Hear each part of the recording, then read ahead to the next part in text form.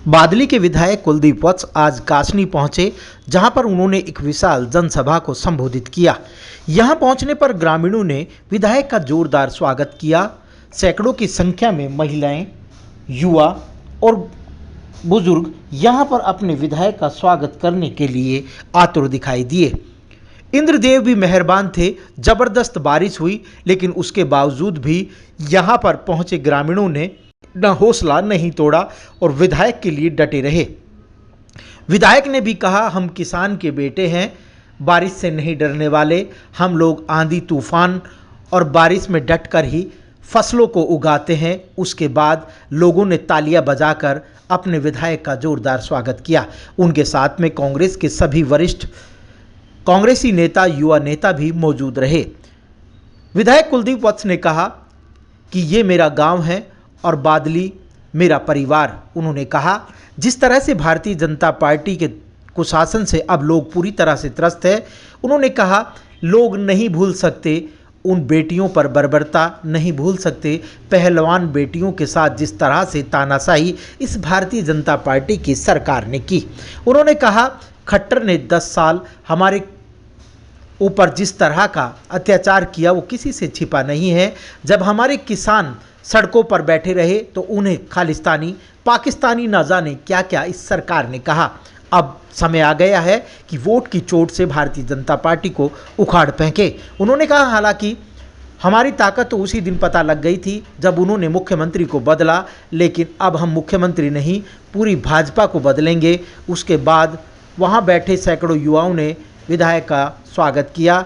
उसके बाद यहाँ सैकड़ों की संख्या में युवाओं ने कांग्रेस का दामन थामकर उनको गले से लगाया। कुलदीप वत्स ने भी पटका पहनाकर अपने युवा साथियों का स्वागत किया और उनको विश्वास दिलाया कि कांग्रेस पार्टी हमेशा उनके मान सम्मान का पूरा ध्यान रखेगी। कुलदीप वत्स ने कहा, ये युवा देश का भविष्य है, लेकिन भारतीय जनता पार्टी ने इन युवाओं के साथ भी धोखा देने का काम किया है। उन्होंने कहा, 1.5 लाख से ज़्यादा पद अभी भी खाली हैं। कांग्रेस की सरकार आएगी, उसके बाद में उन युवाओं को रोजगार मिलेगा। उन्होंने कहा, याद है पूरे हरियाणा को जिस तरह से भूपेंद्र सिंह हुड्डा की सरकार में हरियाणा नंबर 1 था, लेकिन पिछले 10 सालों में भारतीय जनता पार्टी ने जिस तरह से लोगों का शोषण किया है, किसानों का शोषण किया है, गरीबों का खून चूसने का काम इस सरकार ने किया है। और अब भारतीय जनता पार्टी की सरकार जा रही है और यहाँ पर कांग्रेस की सरकार आ रही है। उन्होंने कहा, युवाओं को रोज़गार मिलेगा, गरीबों को फिर से प्लॉट मिलेंगे और बिजली की सुविधाएं भी होंगी। हरियाणा फिर से विकास के पथ पर आगे बढ़ेगा। उन्होंने अपने भाषण में भी कहा कि आप लोग जाग गए हैं और अब की बार भारतीय जनता पार्टी को उखाड़ फेंकेंगे। यहाँ पहुँचने पर उनको नोटों की माला से भी उनका स्वागत किया गया। फूल मालाओं के साथ अपने विधायक का लोग स्वागत करते नजर आए। यहाँ के बुजुर्गों ने पगड़ी पहनाकर अपने बेटे और अपने लाल का स्वागत किया। विधायक ने भी हाथ जोड़कर सभी को नमन किया और उन्हें कहा कि मैं विश्वास दिलाता हूँ, आप जो ये मान सम्मान कर रहे हैं उसकी पाई पाई चुकाने का मैं काम करूँगा। भाई गुड़िया हम जाते हैं तो हमारी सारी भाड़ में टीवी नजर रखे तो भाई हम सब अनिल पटेल मानते हैं। भाई आप सबका मैं धन्यवाद करता हूँ। जिस दिन टिकट लेके आए उस दिन भी भगवान ने इतनी बारिश से आपको आशीर्वाद दिया और आज पॉलिटिकल प्रोग्राम पहले दिन किया और पहले ही भगवान ने आपको विजय श्री का आशीर्वाद दिया, काका ताऊ ने आशीर्वाद दिया, पूरी टीम ने आशीर्वाद दिया। तो ये आपका मैं बार बार धन्यवाद करता हूँ। आज नौजवान साथियों, ये किसी की कटाक्ष से उसका बात नहीं, पर आप सारे पढ़े लिखे और नौजवान हो। आज आप सबने पता है 10 साल पहले चौधरी भूपेंद्र सिंह हुड्डा जी का राज बनाया था आपने, और उससे पहले चाहे कांग्रेस का राज रहा हो, चाहे चौटाला साहब का राज रहा हो, चाहे किसी और दलों का राज रहा हो, किसी ने भी कभी अपने इलाके में विकास कार्य नहीं कराए हो तो बताओ।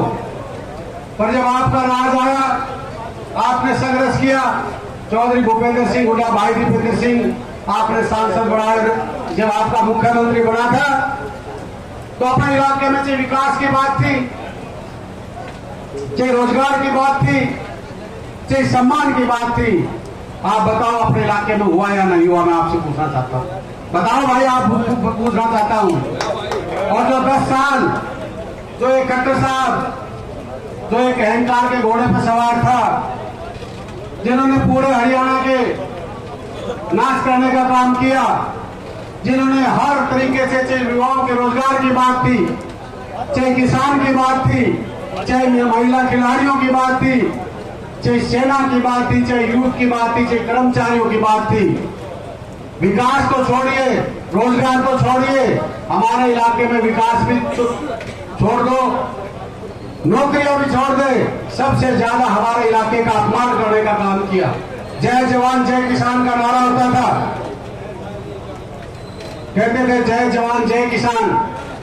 जवाहरलाल शास्त्री जी ने नारा दिया था, जो किसान इस देश को पालता है। आज किसान की हालत आपने पता है, किसान 1.25 साल तक, भाई रुकियो, किसान 1.25 साल तक अपने मांगों के लिए बॉर्डर के ऊपर लड़ता रहा। कभी उसको गोलियां मारी जा रही, कभी लाठियां बरसाई गई, कभी पानी की बौछार और ठंड के मौसम में रबड़ की गोलियां। उसके साथ साथ किसान को कभी खालिस्तानी कह रहे हैं, किसान को कभी पाकिस्तानी कह रहे हैं, कभी उग्रवादी कह रहे हैं। ये किसान का सम्मान इन लोगों ने दिया, बीजेपी के लोगों ने दिया या नहीं दिया? आप बताओ।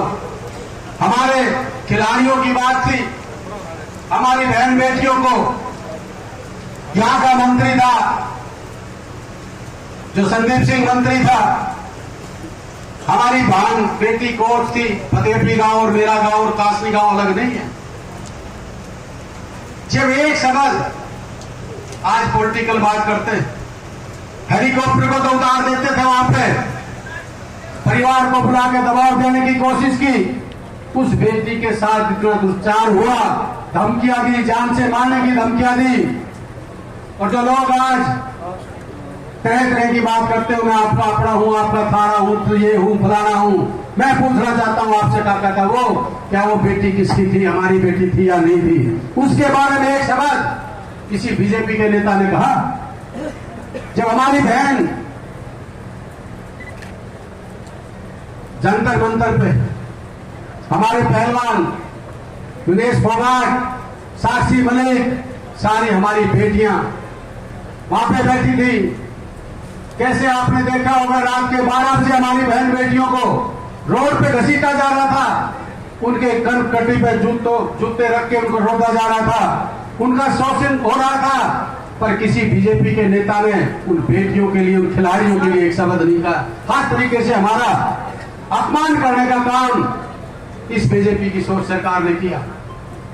हमारे इलाके में चौधरी भूपेंद्र सिंह हुड्डा, भाई दीपेंद्र सिंह हुड्डा जब मुख्यमंत्री थे, सबसे बड़ी सौगात बारसा गांव की सरदारी खड़ी है, मेरे साथी आए। और आपने गुड़िया चौबीसी के देखकर आप सबने भी पता है, बारसा के अंदर दीपेंद्र हुड्डा जी ने संघर्ष किया, आपके बेटे, आपके भाई ने 11 फैसिलिटी मंजूर करा के एम्स हॉस्पिटल बनाया, जो देश में जब 2 मंजूर हुए थे तो बारसा के अंदर मंजूर कराया, उनका काम शुरू किया। हमारे यहाँ के नेता थे लोकल, ओम प्रकाश जी मंत्री थे, यहाँ की 11 फैसिलिटी उठ के चली गई। अरविंद शर्मा यहाँ के सांसद थे। मैं पूछना चाहता हूं एक शब्द, ओम प्रकाश जी, अरविंद शर्मा ने कहा कि ये 10 फैसिलिटी यहां से उठ के क्यों जा रही हैं? विकास की बात करते हैं, रेलवे लाइन पुरुषनगर से झज्जर की मंजूर हुई, किसी ने एक शब्द नहीं कहा। हमारा अपमान हुआ, हमारे युवाओं का अपमान हुआ, हमारे खिलाड़ियों का अपमान हुआ, हमारे किसानों का अपमान हुआ, और सबसे बड़ा अपमान हमारे इस युवाओं का हुआ, जो अपने कंधे पे हर व्यक्ति ये लिखाना चाहता है कि मैं फौज में जाना चाहता हूं, मैं देश की सेवा करना चाहता हूं।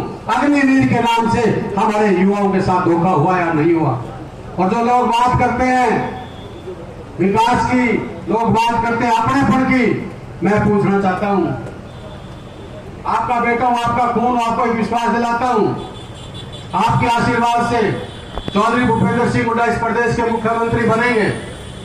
ये मैं आपको यकीन और विश्वास के साथ कहता हूं, आपका बेटा, आपका खून ये विश्वास दिलाता है। अगर बादली हल्के में कभी पक्षपात, कभी भेदभाव